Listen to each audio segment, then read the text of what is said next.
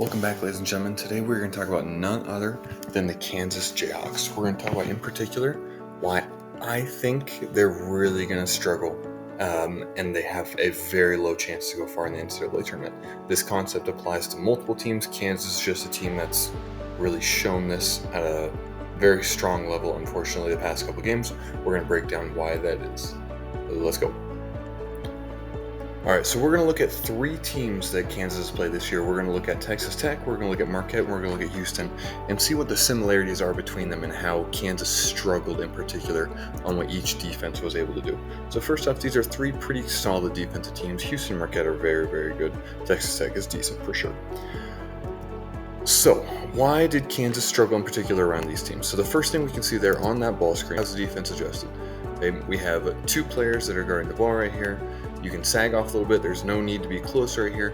And the reason there's no need to be close or worry about this threat is because neither of these players really like to shoot with a whole lot of essentially proficiency. Harris will shoot it a decent amount of the time. He'll shoot it at a decent percentage, but he will not shoot the ball very often. So as this drive or potential drive is occurring, you have 1, 2, 3 players, 4-ish, that are using it to clog the paint. This makes it incredibly difficult for Kansas to get good looks on offense. And ball gets swung around. Again, as this drive happens, we're going to watch how the defense reacts. So first off, we got a jab right here. It makes it so KJ Adams has to pick up the ball. You have late help coming here, rotations around, and forces a very, very difficult off-balance shot right here. That is a tough shot to make for Kansas. Possession number 2. We now see Dickinson in the game. As this kind of goes through, a lot of teams, you'll be like, oh, we got to guard. We got to stay essentially home, and this cut is a major threat because it can take this 5, the defender, off him, but he just casually strolls through. Why? Because KJ Adams doesn't shoot the ball from the perimeter. That allows defenses to sag off like this. You don't have to guard him out here, so you can literally put 2 people on Hunter Dickinson because he is not a threat. You can go aggressively underneath the ball screen just to clog up the paint even more. Look at this. 5 bodies touching the paint right now. That is not good if you're Kansas on offense. Look at that. A player goes down, literally falls down, trips on his own man right there. And Kansas still has no room to operate. Yeah, KJ Adams probably should just shoot that ball, as Harris is pointing out. But the fact that he thinks that there's help because they're so clogged shows just how difficult it is to beat Kansas on offense. So they get the ball, they resort to getting Dickinson down low.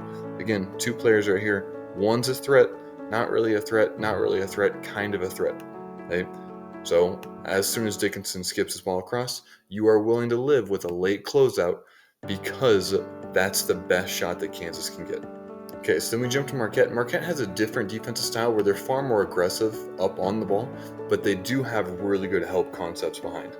So the fact that Marquette and Texas Tech and Houston, which all have different styles of defense, they all have the same concepts, but they have different styles, were all able to really disrupt Kansas shows there's an inherent flaw with Kansas. So basically the flaw comes down to the idea that they have maybe 7, 8 role players that they run to when they need it. They have Furphy is the only one who is, I think, a legitimate shooter. He's shooting 36% on decent volume throughout the year. And frankly, he wasn't even getting minutes at the beginning of the year. And there's a reason that he's getting minutes now, is because they realize they need it. And the other decent shooter is McCullough. And McCullough has played pretty well, but he's only a 33% shooter, so he's not a crazy threat. Look at this help defense right here. They're aggressively. The reason you can help is because 13, non-shooter. He shoots a little bit, but he has no volume, and he has low percentage when he does shoot. KJ Adams, non-shoot, literally never shoots. Harris is a decent shooter, he just doesn't shoot the ball when he's out there unless he's literally left alone for a period of time. 4 players, 5 players, staring at Dickinson. You have help coming, force him to shoot a difficult shot because there is no spacing on the floor. And then the other potential solution to this was Timberlake was going to come in and shoot the ball well, but he's shooting at a terrible percentage as well. He's like 28% or something like that. And so, Dickinson shoots it okay, but again, he shoots it on super low volume. So the issue is Kansas just doesn't have any threats on the perimeter besides Furphy and McCullough. And so you can afford to, look at this. As this drive happens right here, look how many bodies he has in his way. If you can't get decent shots at the rim because they're helping so aggressively, you are going to struggle on offense. And then the final game, and this is the one that really triggered this video in the first place, and this was against Houston. Houston plays good defense. We can see the drive goes down. We got 3 bodies at least that are ready to help right here.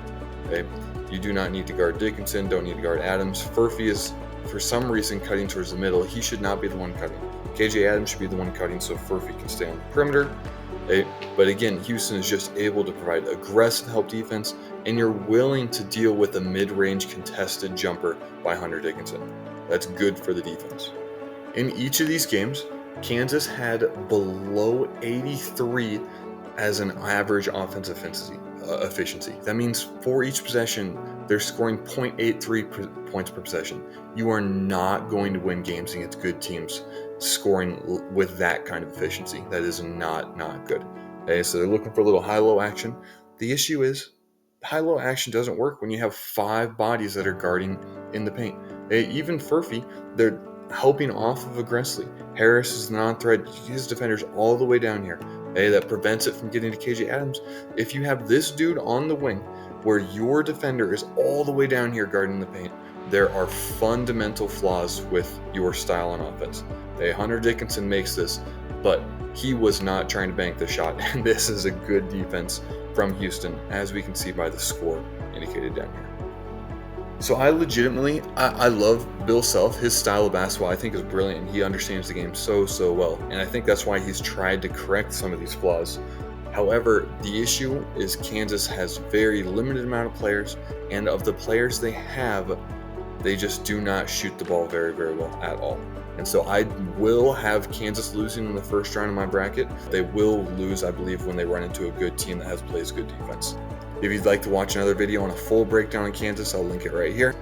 If you enjoyed this, feel free to like and subscribe, and have a blessed rest of your day.